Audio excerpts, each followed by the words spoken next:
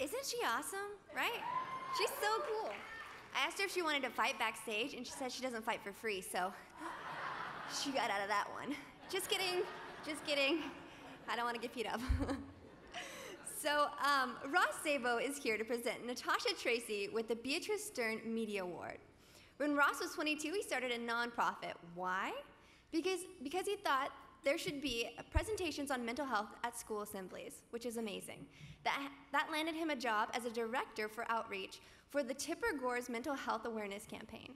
After speaking to over 1 million people, starting the first youth mental health speakers bureau in the country, and writing a book, he decided he needed a vacation. So he didn't go to Hawaii, he joined the Peace Corps. Pretty awesome. Wouldn't you know, he shipped out to Botswana just before he was scheduled to be honored here. No problem, Ross accepted the award using a phone almost as old as Botswana's independence. Please welcome Szabo.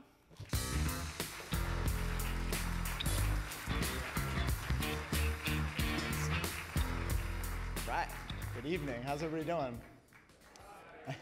It's nice to be on this stage and not be calling from that phone in Botswana. It's really great to be a part of this. When I was 16, I was diagnosed with bipolar disorder. At age 17, I attempted to take my own life. 2 months after I got out of the hospital, a psychologist spoke to my classroom about mental health. And I'd already dealt with rumors, but hearing people laugh pushed me to my breaking point. I told my teacher that I wanted to speak to the class about what I was dealing with. It changed how a lot of people treated me. It also helped shape my evolving career. And now I'm focused on putting mental health curriculum in the classroom. It's time to give students the tools they need to address their mental health. Today, more kids are, thank you. Today, more kids are seeking help than ever before, and more are sharing their stories. Social media sends their message to the far corners of the earth in seconds. Natasha Tracy has harnessed that power to promote mental health.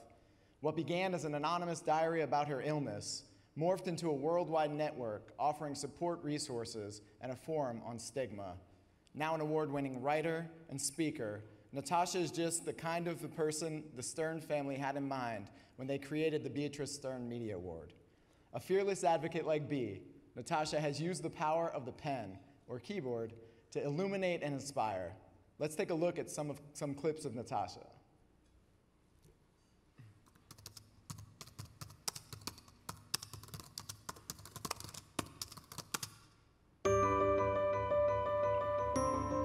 Hi, my name's Natasha, and I'm your new bipolar blogger. I started blogging back in 2003, and I initially started writing about mental illness and my bipolar disorder sort of as a catharsis. Basically, I had read someone else's writing, and I had really liked it, and I thought to myself, I can do that. Which was silly, really, for me to think that, as I'd never written anything in my whole life. But as it turned out, I had a lot to say, and as it turned out, I was pretty good at it. Bipolar disorder does not have to define you, and it does not have to define your life. You can move forward, and you can achieve the goals that you want to in your lifetime. When you try to go deeper, when I try to go deeper and really talk about the unique experiences that are bipolar disorder, people really respond to that positively. And they respond to it because they've never seen their thoughts and their feelings in writing like that before. Humans are storytellers, and humans are story hearers. We want to see our stories replicated in other people. And my stories are like many other people's. And so they want to know that there's someone else out there who has had those experiences.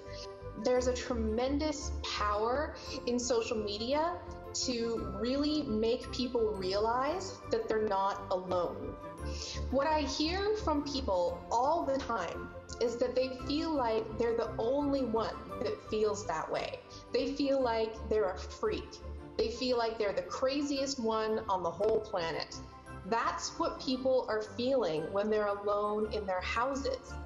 But when they reach out into a social media platform, they're able to see that there are thousands of people who feel just like them. When it comes to, negative perceptions around mental illness, stigma, discrimination, prejudice, I believe that knowledge is power. So if every person who has an understanding of mental illness and compassion towards people with that illness, if every one of those people actually took a moment to have a stigma-free conversation with other people, we could really start a positive chain reaction. Bipolar disorder is not the end of your life. This is just a new beginning.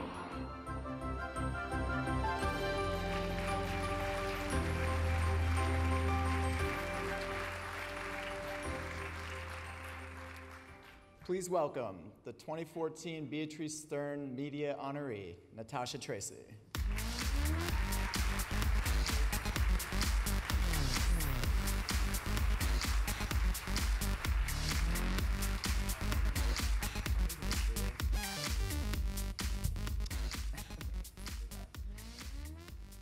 Hi. Big room, a lot of people, a little nervous. So I know that when people think social media, people think adorable cats. I has cheeseburger. Okay, I totally get that. And I have 2 cats, and I think they should get as much media attention as possible. However, this actually sidesteps the main point, which is that social media is powerful. It has the power to change minds. It has the power to change lives.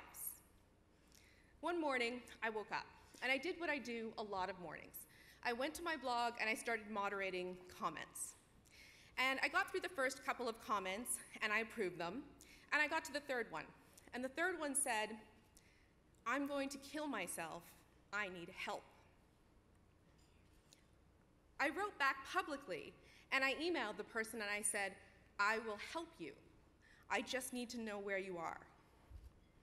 As it turned out, this particular commenter was a 15-year-old girl in a high school in a suburb of Chicago, and I was in British Columbia. The problem with this is that I needed to report an emergency, and when you dial 911 in Canada, you get 911 in Canada. And of course, they couldn't help me with Chicago.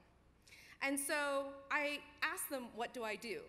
And they gave me the number of a police detachment in Chicago, and I called them, and they gave me the number of another police detachment nearer to where the girl was.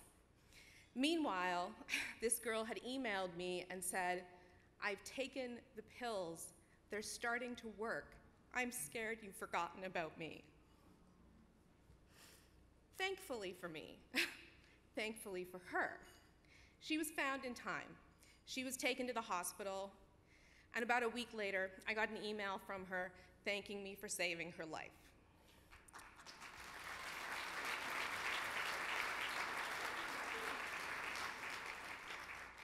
And this actually wasn't the first time. I've actually saved people over Twitter, over Skype, over Facebook. Because there's an entire generation of people who grew up with social media as a backbone of who they are, and they feel comfortable there. And when things go wrong, when people are desperate, they reach out to where they feel comfortable. They reach out to social media. And that is why I am so tremendously honored today to be receiving the Beatrice Stern Media Award. While this award may not have been thought up in the time of social media, I believe that social media can be show with the very best of what media has to offer. In the end, like the amazing folks at Didi Hirsch, people save people. However, there is no reason why social media can't be used to connect those people. I'd just like to take 1 second to thank my friends for helping me get here. Without them, I never would have written or spoken a single word. I'd like to thank my family. They stand beside me, even though it's extremely difficult to do so sometimes. And I'd like to thank the Bipolar Disorder Society of British Columbia for giving me such an amazing platform. And finally, I would really like to thank the people at Didi Hirsch. The more I learn about this organization and the people behind it, the more honored and humbled I am to accept this particular award. Thank you.